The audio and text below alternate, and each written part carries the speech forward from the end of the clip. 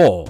As a noun, it can denote several things. Grandma had another fall and she can't get up. Wrestling contests are usually scheduled for one fall, and one might witness a beautiful fall in, Idaho Falls.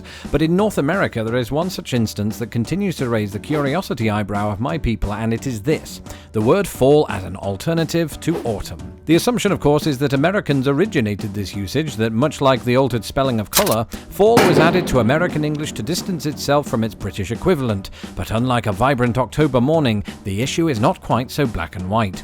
Or maybe it is once you know your facts. First of all, and I fully expect to see testimonies of this in the comments section below, many Americans do use the word autumn. Hardly surprising given that the present-day version of the word fell into use in the 16th century, shortly before the Great Migration of English Puritans. But secondly, and if you watch the Distant Words playlist 54 times like I have, you might be starting to see a pattern. Fall the season did not originate in the United States. No, indeed, it fell into use. Get it? Fell?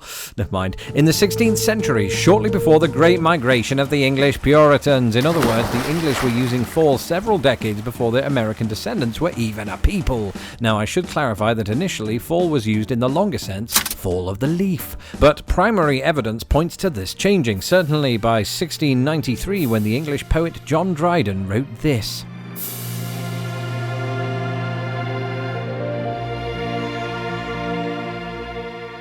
Accounts suggest that fall had fallen from favour in England by 1816, when American linguist and fan of catchy book titles John Pickering compiled his book, A Vocabulary or Collection of Words Which Have Been Supposed to be Peculiar to the United States of America.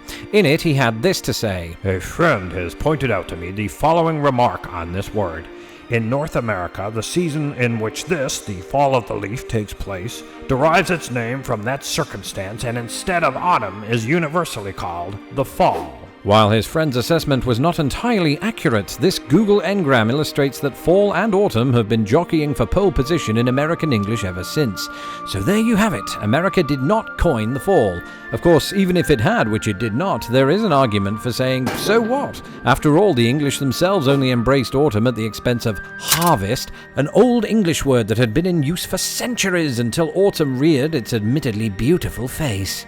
It just goes to show that the English language, the endlessly captivating system that it is, moves like leaves in the wind.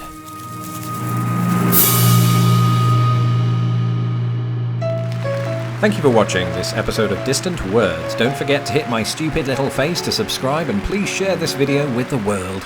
Hit me up on Twitter, Instagram and Facebook, and if you'd like to support this channel, please do so at patreon.com/lostinthepond.